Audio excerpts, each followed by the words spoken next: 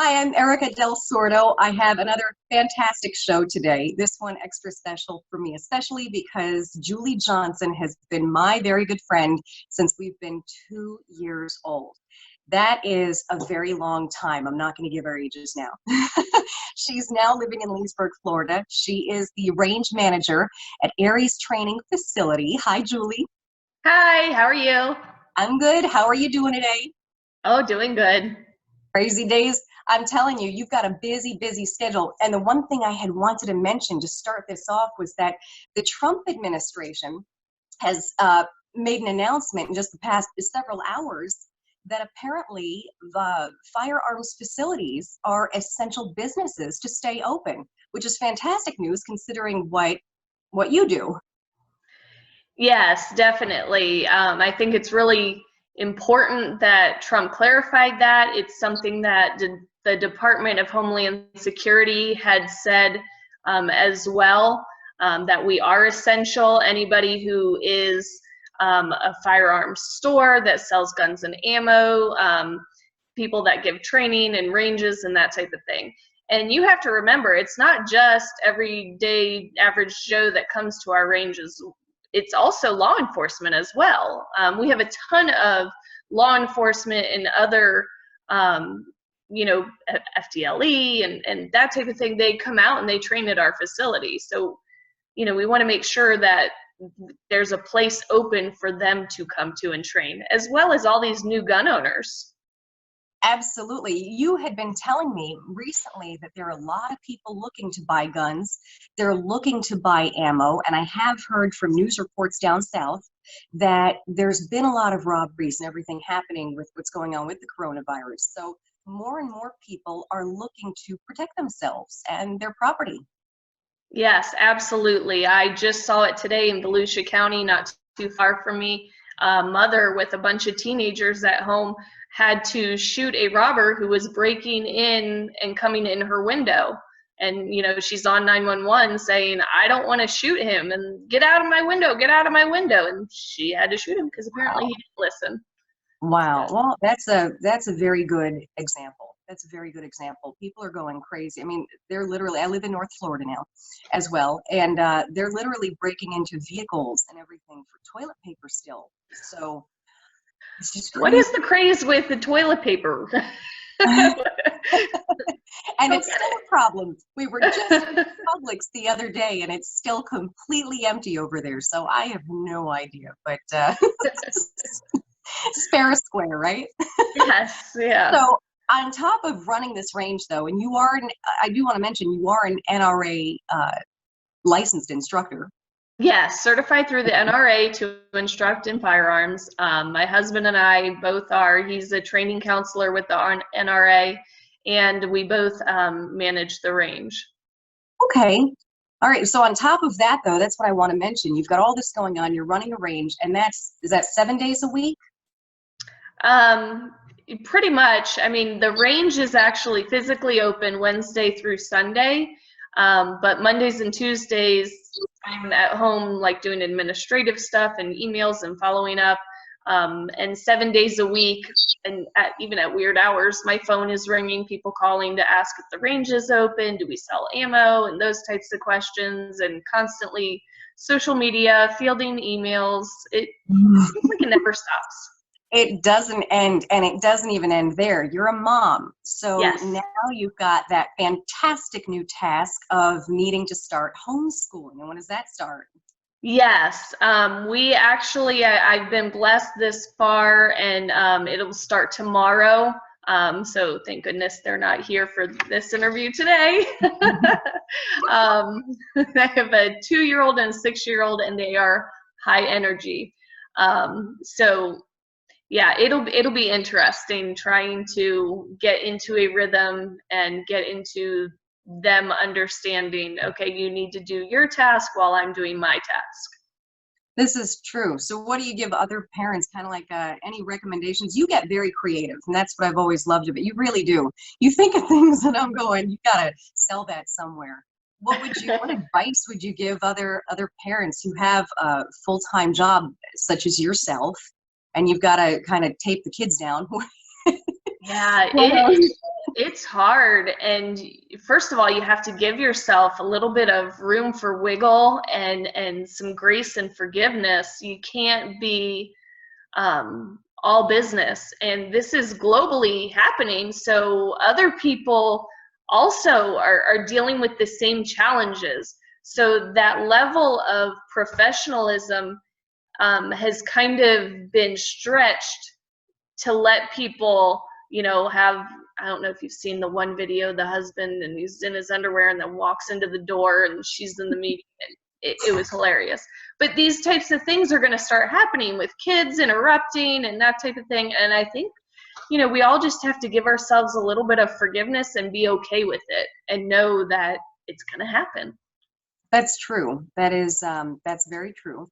Now, when you start I guess the homeschool, are they going to do distance learn? Clearly not the 2-year-old, but your 6-year-old, do they need to do the Zoom meetings or Skype, or how does that work with him?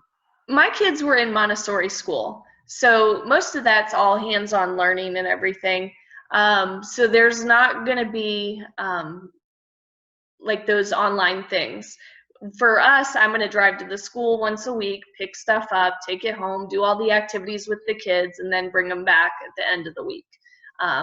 So luckily, the thing with homeschooling that people don't realize, when your kid goes to school from 8 to 3 every day, you think, oh my gosh, that's so many hours. How am I going to get anything done? There's so much other fill time, transitioning to lunch, transitioning to classes, sometimes it takes 10 minutes to line up a class and get them quiet, because I used to be a teacher, so I know all that stuff too. I was just going to say, you used to homeschool anyway, so this shouldn't be too far. Yeah. No, it's not too far out of my box. But, so homeschooling will go a lot faster for parents when their kids get, the hardest part is getting them into a routine, getting them into, okay, we're at home, but now we're in school and we need to focus, and separating that out. Once they get into that, and again, it's going to take time to get them used to it, and you just consistency, staying on it. We need to do this, we need to do this. Trying to make it a little bit fun and not always so much work. If you take the fun out of it for kids, they're not going to want to do it. Oh, right. So be excited about it, that type of thing. Mm-hmm. But it'll go a lot quicker. So, if you have to, give the kid an iPad so that they're entertained for a half hour while you take care of something important that you have to do. That's okay. You know, sometimes you just have to do things that you don't want to do just to get something else done.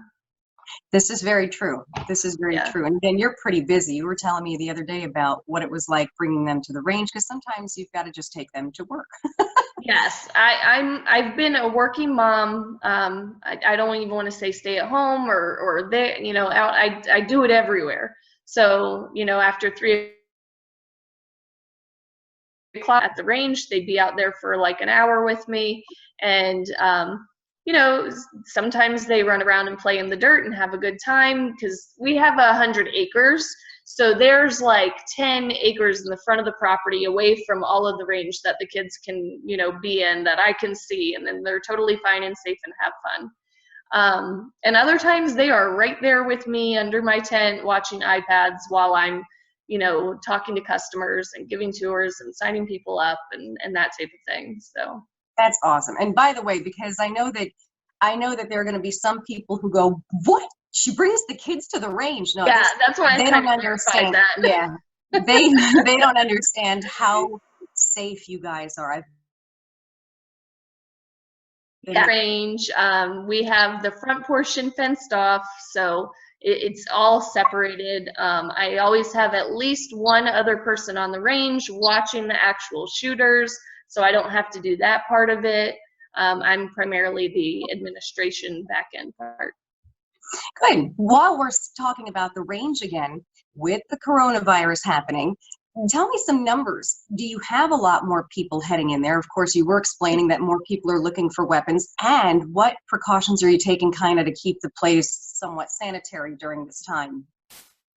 Yeah, it's been interesting. Again, we are an outdoor range. We don't have our infrastructure built yet, so we don't have electricity and running water out there. So we have a porta potty, and like I'm constantly Lysoling it and wiping it down, and I've got wipes in there and Lysol in there for people when they're there. You know, also wiping down the iPads in between uses, trying to, you know, social distance, keep that, you know, 6 feet to 3 feet distance from people. We just had our specific county, Lake County, do an emergency order last night.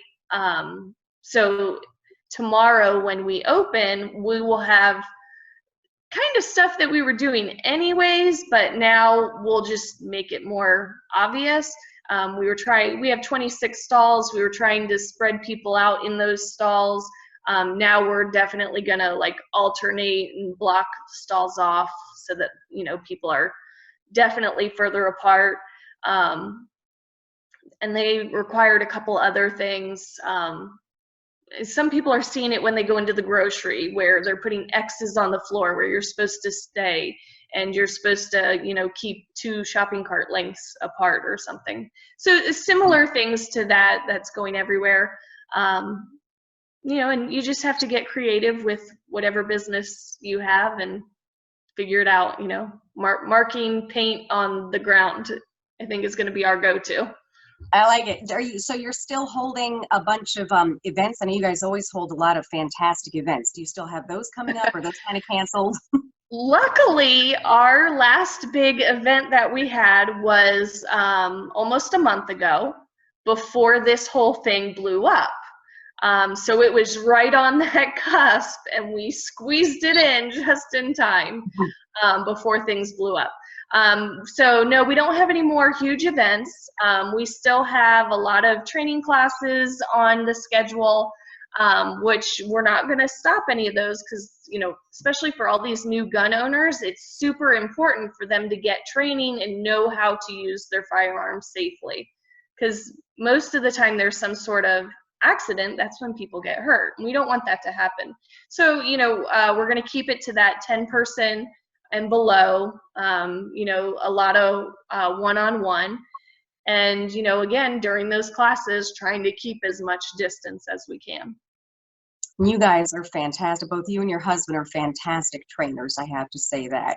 If anyone ever wants to learn how to shoot or where to get the best equipment, definitely go see them. So where would you tell people to find you guys? Do you want to give out websites and other places where they can find out where they can visit you? Yeah, sure. Our website is www.arestrainingfacility.com, and that is ARES, like the God of War. We're also on Facebook and Instagram, and you can even Google search us and we'll pop up. So cool. Who thought of the Aries name? Trey, my husband. He gets all the credit for that. And what does it mean again? The God of War? Yeah, Ares, the mythological God of War, and I guess he used to come down in heroes' times of need when they were in trouble and help them. So I like that. I like that. It's a great place, honestly. I'm going to have, when I post our video, I'll of course post those, your website up and where they can find Aries Training. You want to add anything else before we say goodbye? Yeah, I do want to add, if there are people out there who are new gun owners or thinking about getting a gun, there are people out there that want to teach you and help you. It's not a big scary endeavor that you have to embark on yourself. So, you know, reach out to us. We can reach out and find somebody local to wherever you are. But get some help, and don't just try and like YouTube and figure it out on your own. That's a very good point. And if anyone is interested and they can't find you, you can always ask me how to find Julie and her husband Trey, and we'll get you in touch with Aries Training. They are a fantastic facility. You got to see the pictures of this place too, and it's only getting better. You were just explaining you'll soon have electricity over there, right? Yes, yeah. And indoor plumbing. Indoor plumbing. Oh, and you know what? They'll have toilet paper. Yes, lots and lots of toilet paper. We'll make sure we save some for you.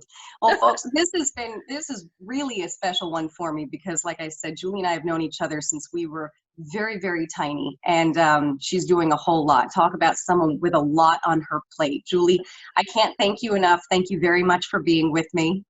Well, thank you for having me. It's been a pleasure. You're welcome. You can always find my videos on YouTube. I'm going to post everything. Of course, there's ericadelsordo.com, and you can go to any of my social media links from there. Thank you so much. Again, I can't thank you enough. Mwah! You have a wonderful day. I'll talk to you soon. All right. Bye, sweetie. Bye, honey.